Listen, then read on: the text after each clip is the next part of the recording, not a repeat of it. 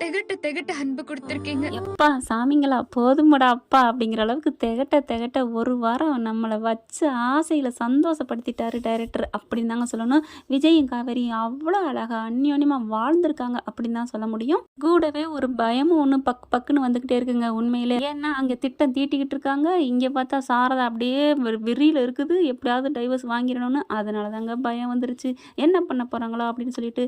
நம்ம சந்தோஷத்துக்கு கொஞ்சோன்னு அலைபாய்ஞ்சிட்டு இருக்க வீக்கா ஃபேன்ஸுக்கு நல்லதாக கொடுத்துட்டாங்க ஒரு வாரம். இனிமே தாங்க வச்சு செய்ய போகிறார் டைரக்டர். அவ்வளோ ஆசை ஆசையாக கால் பிடிச்சி விட்றதுன்னு, கை பிடிச்சி விட்றதுன்னு, அப்படியே மாங்காயை கட் பண்ணி வாயில் ஊட்டி விட்றதுன்னு, அப்படியே இந்த பக்கம் சாஞ்சிருக்கல இடத்துக்கு இழுத்து நிற்கிறாரு. அப்படியே ஈஸி, அப்படியே அதாவது கேஷுவலாக இருக்காங்களாம். அவ்வளோ அழகாக அந்யோன்யமாக ஊட்டுறதையும் பார்க்குறதையும் பேசுகிறதையும் அவ்வளோ அழகாக பேசிக்கிறாங்க. பார்க்க பார்க்க கண் கோடி வேணுங்க இந்த 2 பேர் ஜோடியும். 2 பேரும் என்னங்கடா பண்ணீங்க, மனசுக்குள்ள அப்படி ஒட்டிக்கிட்டீங்கடா பச மாதிரி அப்படின்னு தான் தோணுது. உங்கள் 2 பேரும் பார்த்தாலே போதும், அன்னைக்கு நல்ல நாள், அன்னைக்கு நல்லா தூங்கலாம், அன்னைக்கு நல்லா இருக்கும் அப்படிங்கிற மாதிரி இருக்குது. செம்ம ஏதோ ஒரு மெடிக்கல் மிராக்கிள் அப்படிம்பாங்க, அது மாதிரி ஹீரோயினில் நீங்கள் 2 பேரும் வேறு லெவல். நீ இங்கே இருந்துறேன், நம்ம கூட இருந்துறேன் அப்படின்னு விஜய் கெஞ்சுறதும், இப்போ ஏனாங்க அப்படின்னு இந்த பிள்ளை எப்போ பாருங்க அம்மாவை பற்றியே தாங்குறதும் இதுதாங்க போயிட்டுருக்கு இந்த சீன் மட்டும். நீ எப்படி போனால் எனக்கு என்ன, எனக்கு ஏன் அப்பளம் பிஸ்னஸ் தான் அப்படிங்கிற மாதிரி போயிட்டுருக்கு. வாக்கிங்லாம் போகிறாங்க, அப்படியே மேலே பொழுதை பார்க்குறாரு. இந்த பொழுது முன்னாடியெல்லாம் போகலேன்னு நினைப்பேன், இப்போ பாரு பொசுக்குன்னு போயிடுச்சு காவேரி அப்படிங்கிறாரு. சரி விடுங்க, என்ன பண்ணுறது, எனக்கும் தான் அப்படிங்கிறாங்க. கையை பிடிச்சிட்டு நடக்கணும் ஆசையாக இருக்குது அப்படின்னு சொல்லிட்டு நடந்துட்டு உட்கார வச்சுட்டு காலை பிடிச்சி விட்றாங்க. அடுத்த வாட்டி வரையில் ஹஸ்பண்டோட வரணுமா, வந்துருங்க அப்படிங்கிறாங்க. ஏன்னா அப்படிங்கல, இல்லை பெண்கள் படுற கஷ்டத்தை ஆண்கள் பார்க்க தெரிஞ்சுக்கணும் அப்படின்னு தான். ஆனால் நீங்கள் வர தேவையில்லை. ஏன் காவேரி, நீங்கள் தான் எப்படி எப்படி பார்த்துக்குவீங்க எப்படின்னு நல்லா தெரியுமே என் புருஷனை பற்றி அப்படிங்கிறாங்க. உங்களுக்கு தெரியாதா என் புருஷனை பற்றின்னு காவேரி கேட்க, ஓ உங்கள் புருஷனை பற்றி எனக்கு தெரியாதா, உனக்கு தெரியும்ல அது போதும் அப்படிங்கிறாரு. காவேரி எனக்கு 10 பிள்ளை பெற்று கொடு. அதெல்லாம் முடியாது, நான் என்ன மிஷினா அப்படிங்கிறாங்க. போ காவேரின்னு கோவிச்சுக்கிறாரு. அடுத்து பார்த்தீங்கன்னா அவங்க இங்கே வாங்கலேன், சும்மாங்க விளையாட்டுக்கு சொன்னேன், வேணா இன்னொன்று பெற்றுக்கலாமா, போ அப்படிலாம் இல்லை எனக்கு வேணாம், குழந்தைங்கன்னா உங்களுக்கு அவ்வளோ இஷ்டமா, ஆமாம் அப்படிங்கிறாங்க. சரி பெற்றுக்கலாம் அப்படின்னு சொல்லிட்டு கிட்டக்க வாங்க அப்படின்னு கூப்பிட்டுட்டு உங்கள் சிரிப்பை அப்படியே அள்ளி கடிச்சு திங்கட்டுமா அப்படிங்கிறாங்க. அப்படியே விஜய் சிரிக்கிற சிரிப்பு. காவேரி ஆமாம்மா, நாங்கள் எல்லாரும் சொல்ல வேண்டியது தாம்மா நீயும் சொல்கிற தங்கமே அப்படின்னு தான் தோணுது. அப்படியே கடிச்சு அப்படியே அந்த சிரிப்பை தின்னுட்டு சூப்பர் அப்படின்னு காவேரி பல்ல கடிச்சுக்கிட்டு சொல்கிறது வேற லெவல்னு சொல்லலாங்க.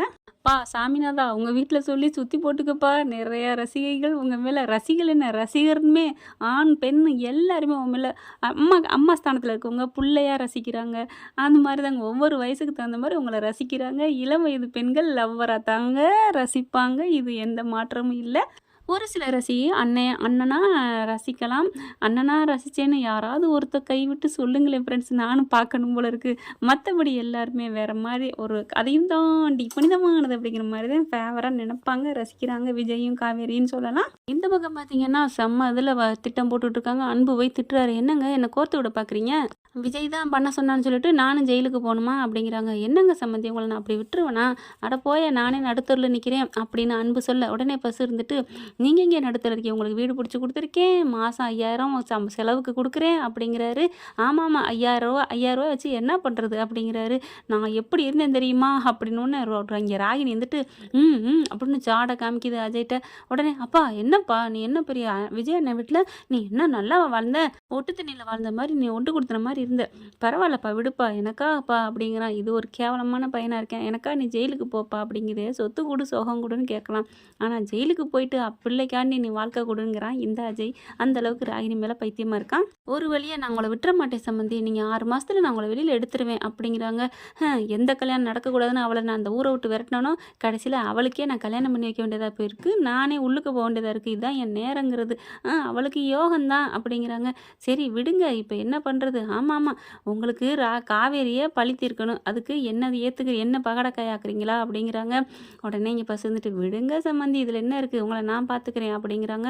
காவேரியை ஒட்டைக்கு அட்டுக்கணும், அவ்வளோதான் அட்டைக்கு ஒட்டிக்கணும் அப்படிங்கிறாங்க. ஆனால் அங்கே பார்த்தீங்கன்னா கும்மாளம் போட்டுக்கிட்டு இருக்கு, நீங்கள் பிரிக்க வாடி முடியும் அப்படிங்கிற மாதிரி அதோட ஒரு கும்பல் இங்கே பார்த்தீங்கன்னா வீட்டில் உட்காந்து 3 பேர் உட்காந்து பேசிக்கிட்டு இருக்குதுங்க. இங்கே சாரதா, சாந்தி, பாட்டி கரெக்டாக இங்கே பார்த்தீங்கன்னா கங்கா குமரன் வந்துடுறாங்க. என்ன பண்ணுறது ஏது பண்ணுறதுன்னு இவங்கள வாழ்க்கையை பற்றி பாவம் அப்பள பிஸ்னஸ் பண்ணிக்கிட்டுறான்னு காவேரி பற்றி இறக்கமாக பேசிகிட்டு இருக்காங்க. அங்கே மாமி வர்றாங்க. வந்துட்டு நடந்ததெல்லாம் நடந்து போச்சு, இப்படி நீங்கள் என்கிட்ட மறைச்சிட்டீங்களே அப்படிங்கிறாங்க. உடனே சாரதா வந்துட்டு இல்லைம்மா நாங்கள் அவனை வேணான்ட்டு வந்துட்டோம், அவன் தான் வந்து தொந்தரவு பண்ணுறான் அப்படிங்கிறாங்க. சரி இருக்கட்டும், உங்கள் பொண்ணு தெரிஞ்சு தானே கல்யாணம் பண்ணுச்சு அப்படிங்கிறாங்க. இல்லைங்க எல்லாம் நான் பணம் தொலைச்சது தான் அப்படின்னு குமரன் இப்போவும் சொல்கிறாரு. பணம் தொலைச்சிட்டா வேறு ஏற்பாடு பண்ணியிருக்கலாம்னு சாந்தி பூந்தி சக்கரை கட்டி இப்போ அதுவே இன்னைக்கு சொல்லுதுங்க. எப்படி 15 லட்சம் எங்கேருந்து ஏற்பாடு பண்ணுவீங்க? இந்த மாமி என்ன பண்ணுது, சரிங்க இப்போ அக்கம் பக்கம்லாம் கேட்க ஆரம்பிச்சிட்டா, இப்போ என்ன பண்ணுறது அப்படிங்கிறாங்க. நாங்கள் என்னம்மா பண்ணுறது, அப்பா அவங்க கழுத்தில் தாலி இருக்குல்ல அப்படி தான் பேசுவாங்க அப்படின்னு சாந்தி சொல்லுது. மாமி ஏதோ பண்ணிக்கங்க, இனிமேல் பிரச்சனை வரக்கூடாதுன்ட்டு போயிடுறாங்க. போனதுக்கப்புறம் இவங்க எல்லாம் அப்படி பேசுகிறாங்க. ஒன்று வாழை வையை சேர்த்து இல்லைன்னா பிரித்து விட்டுரு அப்படிங்கிறாங்க சாந்தி. உடனே பார்க்குறாங்க சாரதா பார்க்குறாங்க, இனிமேல் சேர்த்து வைக்கிறதுக்கு வேலையே இல்லை, அதான் அந்த வீட்டில் ஒருத்தி இருக்கிறாளே உட்காந்துக்கிட்டு பொண்டாட்டி புருஷன்னு சொல்லிட்டு, அவள் இருக்கிற வரைக்கும் என் பொண்ணுக்கு தேவையில்லை, இனிமேல் பிரித்து விட்றதுக்கு நான் ஒரு வழியை ஏற்பாடு பண்ணுறேன் அப்படிங்குது சாரதா.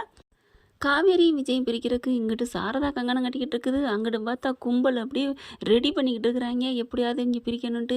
இங்கே இவங்களை சேர்த்து வைக்கணும்னு ஆசைப்படுற 2 ஜீவன் தாத்தாவும் பாட்டியும் மட்டும்தாங்க. அந்த நல்ல மனசுக்காக அவங்க 2 பேரும் ஒன்று சேரணும். ஏன்னா இங்கே பார்த்தீங்கன்னா ஃபார்ம் ஹவுஸில் அவ்வளோ அழகாக அம்புட்டு அந்யோன்யமாக காவேரி ரசித்து விஜய் அனுபவிச்சுட்டு இருக்கிறாங்க. விஜயும் அதுக்கு தகுந்த மாதிரி தாங்க இருக்காரு. பார்க்கலாம் என்ன நடக்க போகுதுன்னு. இந்த பற்றி உங்களுக்கு பிடிச்சிருந்துச்சுன்னா உங்கள் பொண்ணான கையில் ஒரு லைக்கை போட்டு சப்ஸ்கிரைப் பண்ணிடுங்க. Thank you friends.